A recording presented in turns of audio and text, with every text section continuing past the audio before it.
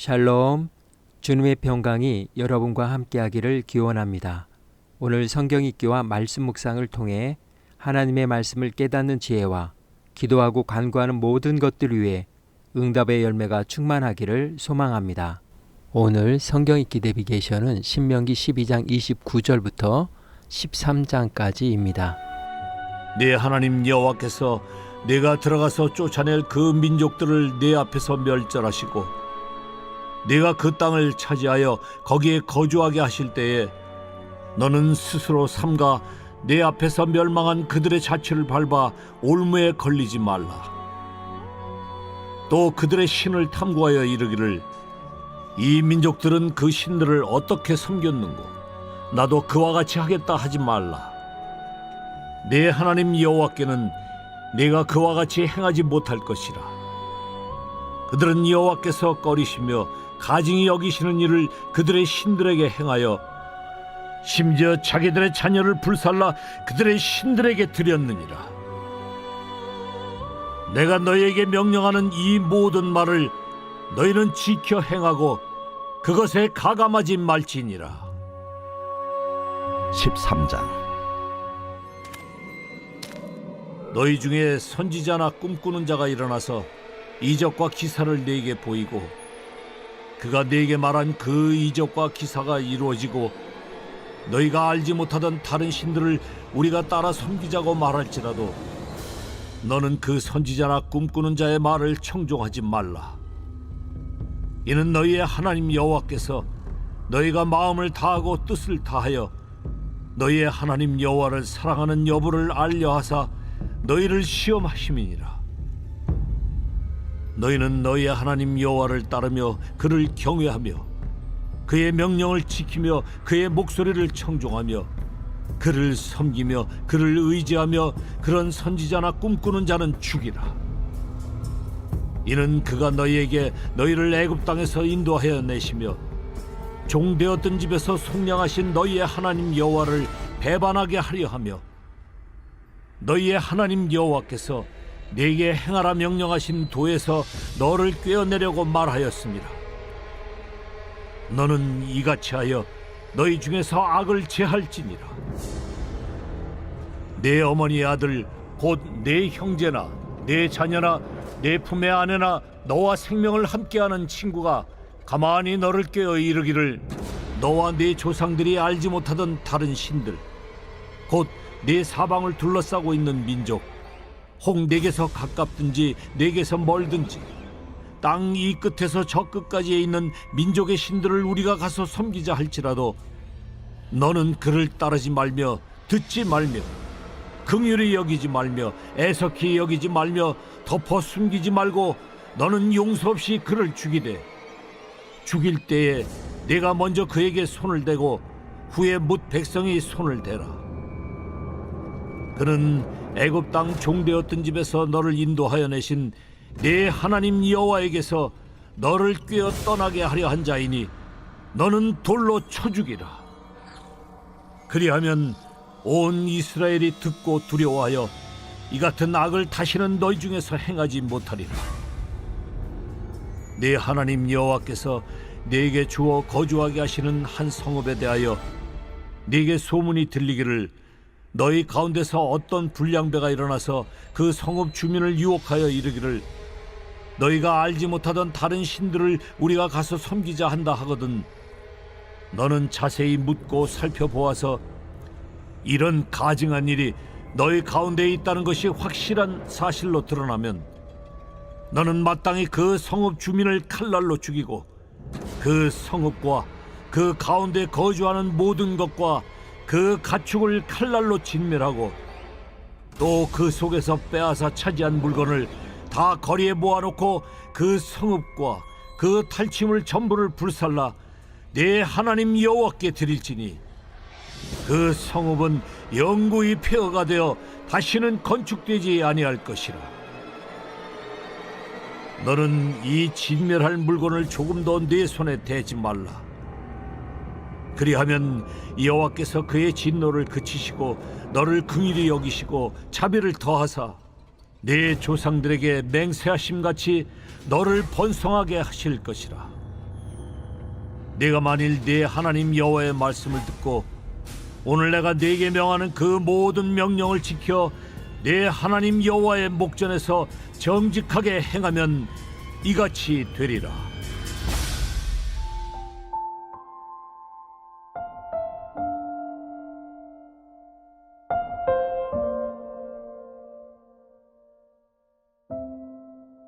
유혹, 꾀어서 정신을 혼미하게 하거나 좋지 아니한 길로 이끄는 것을 말합니다. 유혹은 영혼을 꾀이든 육신의 삶을 꾀이든 걸림돌이 되게 하여 결국 파멸로 이끄는 것을 말합니다. 우리의 삶은 유혹과 매우 밀접하게 관계합니다. 물질의 유혹, 성적인 유혹, 명예의 유혹, 권리의 유혹 등 내적인 탐욕과 외적인 환경으로부터 오는 유혹에 노출되어 있습니다. 적당히 불법과 타협하고 싶은 유혹, 다른 사람을 쉽게 판단하는 유혹, 상황을 모면하고자 하는 거짓말의 유혹, 지금 이대로 안주하고 싶은 유혹, 근사한 소명만 추구하려는 유혹, 신앙과 삶을 분리하고 싶은 유혹 등 우리는 이러한 유혹에서 결코 자유롭지 않습니다. 우리는 거대한 유혹에는 쉽게 무너지지 않습니다. 우리를 넘어뜨리는 것은 언제나 이러한 일상의 유혹입니다. 유혹은 우리의 선택, 관계, 감정, 신앙 등 모든 삶의 영역에서 많은 영향을 미치고 있습니다. 그렇지만 일상 속에 녹아있는 크고 작은 유혹 때문에 그것이 유혹인지도 쉽게 알아차리지 못합니다. 유혹은 예부에서 다가오는 엄청난 함정이 아닙니다. 그것은 우리 내면에서 은밀하게 솟아나는 자기 합리화의 또 다른 모습입니다. 모세는 이러한 유혹을 이기는 방법을 예배라고 말합니다. 하나님의 명령과 법도와 규례를 순종함으로 하나님이 정하신 그곳에서 하나님이 지시한 방법으로 오직 하나님께 예배할 때 유혹을 이길 힘이 나오기 때문입니다. 모세는 12장의 결론으로 이스라엘은 가나안 종교를 답습하거나 우상을 숭배해서는 안 된다고 경고하면서 가나안에 정착하면 가나안 사람들만 진멸시키는 것이 아니라 그들의 종교까지 철저하게 파괴할 것을 강권했습니다. 만일 완전히 파괴하지 않으면 가나안 종교는 이스라엘에게 큰 올무가 될 것이기 때문입니다. 가나안 종교의 가장 가증스러운 예배 요소는 신들에게 아이를 불살라 바치는 것이었는데 모세는 가나안 사람들을 모방하지 말라는 경고와 그들을 진멸하는 명령이나 그들의 가증스러운 예배의 참상을 보여줌으로써 오직 하나님이 명령하신 대로 하나님을 예배할 것을 명령합니다. 이제 모세는 12장의 올바른 예배 장소에 대한 강론에서 주제를 변환하여 예배 대상에 대하여 논합니다. 13장에서는 우상 숭배를 부추기는 내부적인 요소들, 즉 선지자가 우상 숭배를 조장할 때, 친족이나 친구가 우상 숭배를 부추길 때, 온 성읍이 우상 숭배를 할 때 어떻게 대응해야 하는가에 대하여 가이드라인을 제시합니다. 모세가 첫 번째 예로 든 선지자가 우상 숭배를 조장할 경우는 일반인들이 거부하기가 쉽지 않습니다. 이들은 소위 말해서 가장 많이 기도하고 가장 하나님을 가까이 하는 자들입니다. 예언자는 선지자를 칭하는 일반적인 용어로 하나님의 말씀을 선포하는 자라는 뜻을 내포하고 있습니다. 만일 이 거짓 선지자들이 단순히 말로만 유혹했다면 그래도 물리치기가 쉬웠을 것이지만 이들은 표적과 기적을 앞세우기 때문에 결코 이들의 유혹을 거부하기 쉽지 않을 것입니다. 그러나 모세는 이런 거짓 선지자가 어떠한 이적을 행하더라도 그의 말이나 능력이 하나님께로부터 오지 않았음을 입증합니다. 하나님이 이런 일을 허락하신 이유에 대하여 모세는 3절에서 그 이유를 밝힙니다. 이것은 주 너희의 하나님이 너희가 정말 마음을 다하고 정성을 다하여 주 너희의 하나님을 사랑하는지를 알고자 하셔서 너희를 시험해 보시는 것이다 라는 것입니다. 모세의 논증은 우리가 하나님을 얼마나 사랑하느냐는 것입니다. 만일 어떤 사람이 아주 매력적인 가르침으로 성도들을 설득하려는데 그의 가르치는 것이 성경적인지 확신이 서지 않을 때 저 사람의 말이 모든 것을 바쳐 하나님을 더 사랑하고 섬기는데 도움이 되는가? 라고 스스로에게 질문해보고 조금이라도 의구심이 든다면 미련 없이 버려야 할 것입니다. 또한 친족이나 친구가 우상 숭배를 부추길 때, 즉 그 선동자가 동복 형제, 아들과 딸, 품에 안기는 아내, 목숨처럼 아끼는 친구라면 그 유혹을 더욱더 물리치기가 쉽지 않다고 말합니다. 왜냐하면 친족과의 관계가 인간관계에서 가장 소중한 것으로 여겨졌기에 각 개인의 자유와 권리를 포기하면서까지 지켜야 했던 것이기 때문에 이스라엘 사회에서는 더욱 어려운 일이었을 것입니다. 그러나 모세는 이러한 친족 관계마저도 하나님과의 언약 관계보다 우선시 될 수 없다고 말합니다. 만일 그들이 다른 신들을 섬기고자 부추길 때 그들을 불쌍하게 여기지도 말고 가엾게 여기지도 말며 덮어서 숨겨줄 생각도 하지 말고 가차없이 법정에 세워 처형하라는 확고부동한 자세와 결단을 요구합니다.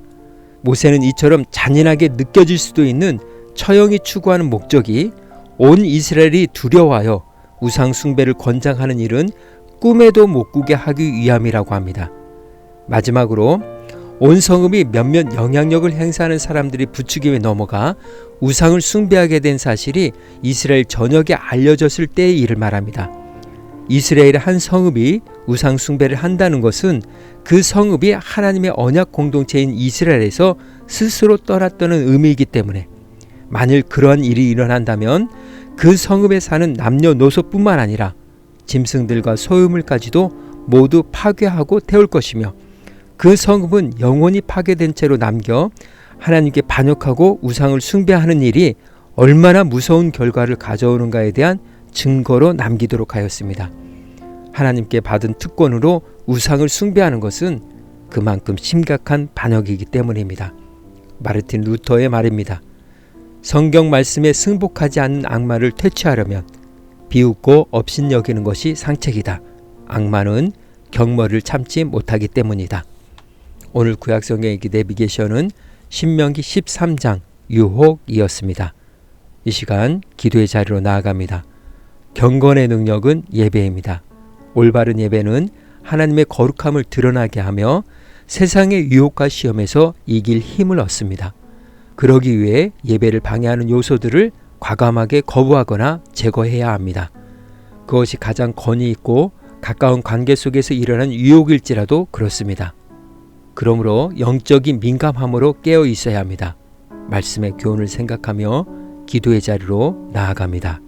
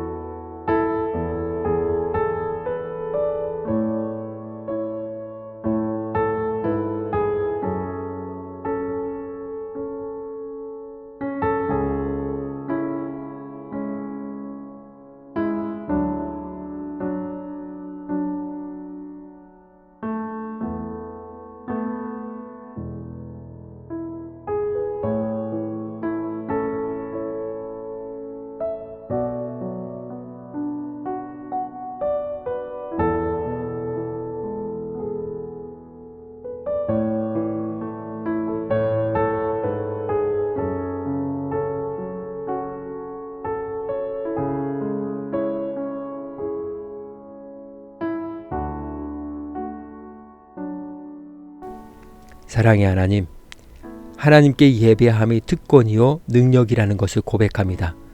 모든 상황 속에서 언제나 예배자의 삶을 살아가기를 소망합니다. 지금 서 있는 그곳에서 하나님의 방법대로 하나님이 기뻐하시는 예배가 되게 하옵소서. 오늘은 이렇게 고백하며 나아갑니다. 예배가 능력입니다. 예수님의 이름으로 기도합니다. 아멘. 이제 음악이 마칠 때까지 자유롭게 기도합니다. 하나님께서 우리의 기도에 귀 기울여 주십니다.